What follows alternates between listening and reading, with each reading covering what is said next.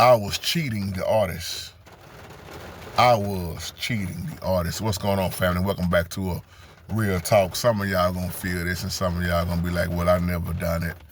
But I'm not gonna sit here and lie. I'm gonna give you a shout out, Artist Man 33. Peace and blessings to you as a producer, engineer, sound man, etc., keyboard player. Kind of remind me of my little brother. I'm gonna say some stuff that, like I say, some people gonna say I did it, cause it's no need in the line, y'all. How many of y'all have ever bootleg music? Because your question in the email was, JT, you know when you came out with your album years ago, and the music that you have recently and all the music, and it's not selling like you want, or you know it's not doing well. How do you feel? I'm gonna be real with you. At first, I was disappointed, especially from teaching, so many people on the internet how to play the piano. I ain't gonna lie, when I came out with that first album, Giving It All Back to God, of course it didn't do well. I got a little discouraged. I'd be lying if I said I didn't. But I thought about, well, let me just say this right. The Holy Spirit convicted me. Because that's why I'm asking this question. How many of y'all ever bootleg music? That's why I'm using this title, I Cheated the Artist. Not just music. How many times have I got bootleg movies? How many of y'all remember when LimeWire came out? Remember when you had DSL before you got all the Wi-Fi and the technology that you have now? You had to download, if you had the old landline, the phone connection, somebody called and knock your download offline. Well, I'm just being real. And then I thought about Zacchaeus cheating people on their taxes. And then I said, I remember when I got busted trying to, come up on my taxes by claiming somebody's children. So I'm not going to sit there and act like I've always been all that innocent, because I have not. I was trying to come up. And I want to tie this in with music because I did feel discouraged at first, but then I said, man, how many artists' music did I download for free? I'm guilty as charged. And then you remember they finally put a stop to it. Man, I was downloading thousands and thousands of songs. Man, when I learned how to do it, man, you couldn't stop me from downloading. How many CDs I got with that permanent marker that I wrote on there, my jams? I cheated the artist so much. So why would I get angry and mad when I'm not selling the way I want it? See, in so many ways, I look at it as payback, even though I was young, But when they taught me, hey, man, this thing called LimeWire, I didn't know nothing about no LimeWire. Man, stop going. I'm going to tell you why I used to go, because at first, I was buying everybody's music. I went to Sound Warehouse. If y'all used to have that, Dallas, Texas, we had Sound Warehouse. And in movies, we had Blockbuster video. Y'all remember that back in the day? And some people would borrow the movies, rent the movies and would never take them back. My point is, I've stole so much in my life. That's why when I read them Bible stories, I say, boy, I can't be like, look at Zacchaeus cheating people on their taxes. How many people did I cheat in the music? So it kind of discouraged me at first, but I'm like, man, I thought I was going to sell like crazy, but the Holy Spirit brought that to my attention. Like, I said, maybe this is part of my payback from all the music that I got for free back in the day. And I know I'm not the only one. Mostly everybody I know was downloading music and just, like I say, man, the artist. First of all, if you know anything about producing in the studios and record labels, you already know the artist was getting robbed anyway. So think about this, and some people ain't gonna agree with this. The artist getting robbed by the record label, the engineer charging you like crazy. If you're on the road and on tours, you got the videos and the clothes and all this stuff. And then you got people like me that's just sitting around downloading your music.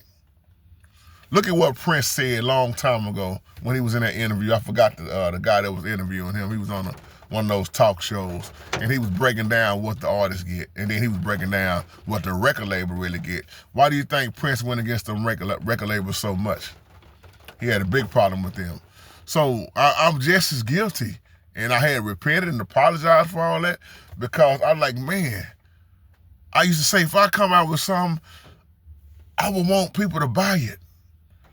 So that's another reason why I just thought I've never charged nobody for the music. Still to this day, I don't. I never charged nobody for the piano tutorials. That's another reason why I call it giving back. And I wasn't doing no short tutorials. If you know my page, I'm giving you the full song on the majority of the songs.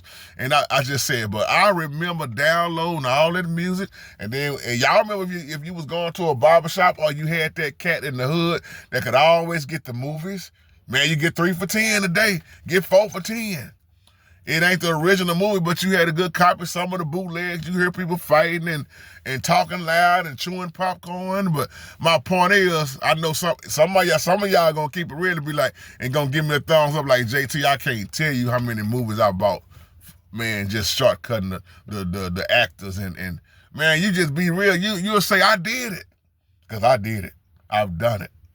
Because we was brought up where we was always, and it's just, and I think to this day, now this is my opinion when I say this, my opinion here. I think to this day, and I'm not talking about all black people, but I do believe to this day, this is why a lot of us won't never support each other and really buy things from each other. I'm not talking about all of us, because some of us do. Because we've been so used to, man, give me the hookup, especially family. Man, you get a business going, look out for me, man. Let me get the discount. Let me get the hookup. Let me get it for free. That's what we was taught, and that's what we done. Man, we stole gas.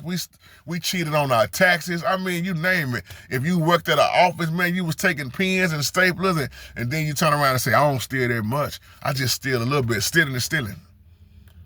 I just, man, I ain't get that much. Man, I know musicians that used to steal from the churches. You better not leave your snare drum. You better not leave your hi-hat tops. You better not leave your drumstick bag in them churches and go to the restroom or something. Man, you get robbed. Because if you was brought up poor, that was your mentality. Get the hookup. You remember on Baby Boy? And I'm gonna close with this, but you remember on Baby Boy when Vin Raines, when Melvin went out and bought that big TV that he got from his homeboy? You remember that scene? And he put it in the room for Jody mama. and Jody walked in the room and saw that big TV and got the remote and jumped on the floor. And Melvin walked in there, because he's like, man, I got to hook up and set the VCR. I hooked it up and set it already. Pass the remote, youngster. But you hear what he said? How he got that TV? Because he put in work long time ago from one of his partners. Because he said, we live by the bargain system. The bargain system, excuse me. You know, shot up a few people, man. You know, cut up a few folks. And he gave me the TV in return. That's the way we was brought up. You do something, hey, man, you owe me, or let me get the hookup. And so we've been living, I'm not talking about all of us once again, because some of us really do support each other. But like I say, I am guilty as charged from all the music I downloaded, and they start catching on to that stuff, man. It's like, so why would I get angry, especially right now, if my music don't sell? Or somebody say, JT, man, can you send me your music here? So my music ain't never made money. It ain't never made no money. I told y'all that the person that Charles in Miami, but the person that supported me before she was my wife years ago was my Dee Dee. Dee Dee, I'll never forget this. I still got the receipt. I was on Nimbit.com. They closed that website down, but my wife, who wasn't my wife at the time, she invested in me. She sent me $140. I looked at it, still to this day, I look at that $140 like it's $2 million. Cause she said, baby, this is from my heart. I support you. And she wasn't calling me baby then, of course, you know, cause we was still just talking or whatever, but I wasn't her husband. Hell, I wasn't even her man then. But it's like, we was talking. But it's like, I'm supporting you. And then she would joke and say, that's my tithes and offering too. You my pastor. Not knowing this woman was gonna be my wife, but she was the first one next to Charles, a guy named Charles in Miami. She was the first one, and that gave to me like that, $140.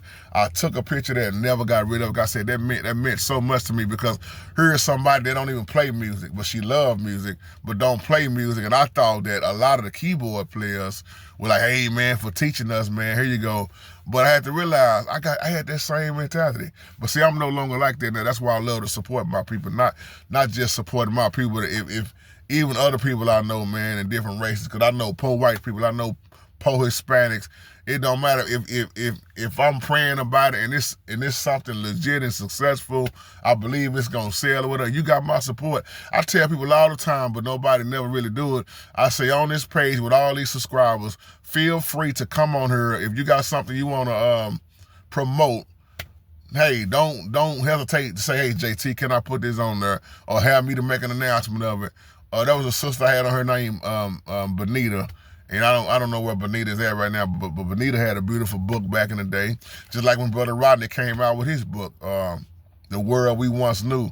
Like I told y'all out years ago, don't feel like you can't come on here and promote your stuff, because you can. You know, I have people all the time, they'll say, can I do this? But then I never hear nothing back from them.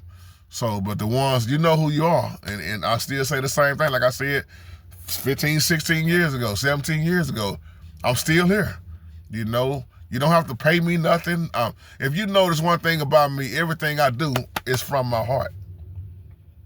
That's why I don't get on here with all that prosperity mess that these preachers be doing. We help each other. We donate to each other. Hey, you need your light bill paid. We do stuff like that. But all that begging and stuff like you see the world, these preachers and these worldly preachers doing, that's always talking about material gain. Hey, it is what it is. Tune in at 10 o'clock. We're going to go back through Romans 14.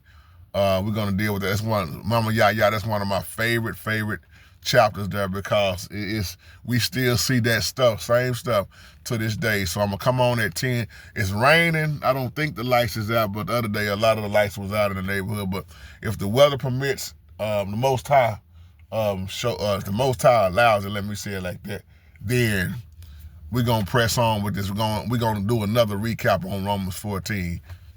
Y'all have a blessed day.